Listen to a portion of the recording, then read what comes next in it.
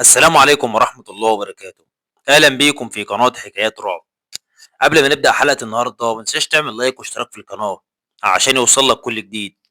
نبدأ حلقة النهاردة ونقول بسم الله. القصة بدأت لما مجموعة من أصحابي قرروا نطلع رحلة تخييم في منطقة جبلية منعزلة اسمها وادي السراب. مكان مش مشهور، بس الناس الكبيرة في السن كانت بتحذرنا: ما تقربوش للوادي، اللي بينزل فيه ما بيرجعش.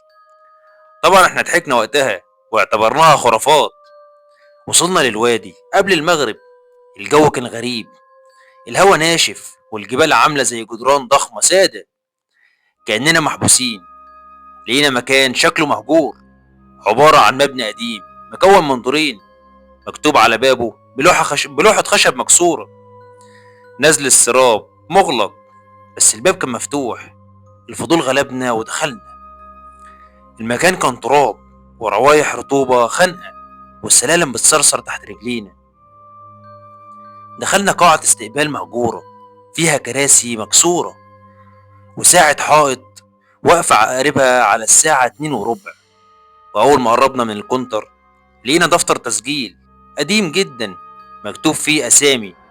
الغريب إن آخر اسمين كانوا شبيهين لاسمين مننا. اتجمدنا مكاننا. نور الكشاف بدأ يضعف كأن المكان بيبلع الضوء. قررنا نطلع الدور اللي فوق. الدرج كان مكسور نصه، بس احنا طلعنا بحذر. في الدور العلوي لقينا ابواب كتير، كل باب مكتوب عليه رقم. اول لما فتحنا اول باب لقينا غرفة نوم عادية، بس السرير متبهدل والملايات متقطعة، وعلى الحيطة متعلقة صورة جماعية، بس وشوش الناس اللي في الصورة كانت مشوهة. فجأة الباب اتقفل لوحده، والصوت الوحيد اللي كنا سامعينه كان صوت خطوات حد بيجري بره الأوضة. صاحبي كريم قال: لازم نمشي دلوقتي. رحنا على السلم لقيناه مش موجود. مكان السلم كان فيه جدار طيني. بدأنا نصرخ لبعض. كل واحد فينا كان بيشوف انعكاسه في المراية مكسور أو مبتسم بشكل مرعب.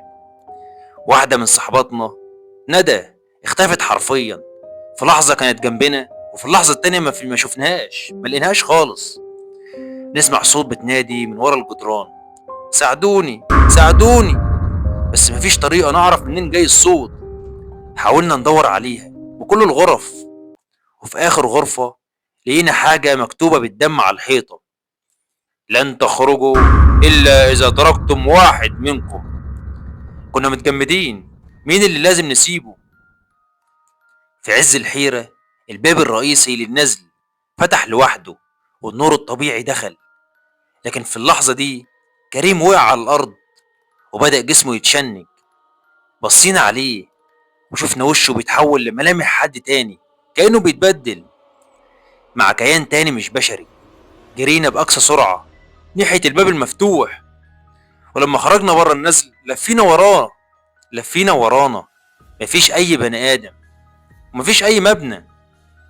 كان النزل ما كانش موجود أصلا. من يومها ولا حد مننا شاف كريم تاني، ولا حتى أثر ليه، ولا العربيتنا اللي كانت واقفة بره. الناس قالت إننا كنا بنتوهم، بس إحنا متأكدين في أماكن في العالم ده مصممة عشان تبلع الناس للأبد. جاهز نكمل القصة من اللحظة اللي خرجنا فيها من الوادي، وأقول لك إيه اللي حصل بالتفاصيل المرعب. بعد ما خرجنا نجري بره النزل اللي اختفى فجأة، حسينا إننا مش بنرجع لطريقنا. الأرض كانت بتكرر حوالينا، نفس الصخرة، نفس الشجرة، نفس العلامة اللي كانت على الطريق الترابي. بدأنا ندور حوالينا وحسينا إن في حد بيتحرك ورانا في الضلمة. إيه ده؟ دي ندى اللي كنا فاكرينها اختفت، ظهرت قدامنا فجأة. لكن لما قربنا منها لاحظنا حاجة مخيفة. عينيها كانت سودة بالكامل ووشها شاحب كأنها طالعة من قبر. قلت بصوت مش صوتها، وقالت بصوت مش صوتها: ليه رجعتوا؟ كان لازم تفضلوا. جرينا من قدامها وبنسمع صوت ضحكاتها ورانا. ضحكات بتترنح في الهوا. في الطريق لمحنا واحد شيخ كبير في السن واقف تحت شجرة قديمة وماسك عصاية طويلة وعليه جلباب رمادي. لما قربنا منه رفع عصايته ناحية ندى وقرأ آيات بصوت جهوري. ندى بدأت تصرخ وجسمها يتحرك بطريقة مش طبيعية زي اللي بيتلوى. الشيخ قال: انتوا مشيتوا على أرض ملعونة، كل واحد منكم عليه أثر، لازم التطهير. أخدنا معاه على خيمته اللي كانت منصوبة مش بعيد، عمل لكل واحد فينا رؤية كاملة بمية مقروء عليها.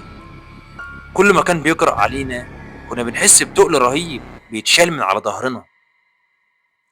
بس كانت في مشكلة، لما جه دور كريم ما كانش موجود، اختفى.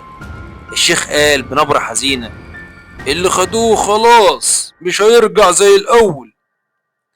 حكالي الشيخ إن النزل ده كان زمان ملجأ للهاربين ومفقودين، بس اتحول من الزمن لبؤرة السحر الأسود والأرواح اللي ماتت فيه بتتسحب أي حد يقرب عشان تحبس روحه جوه.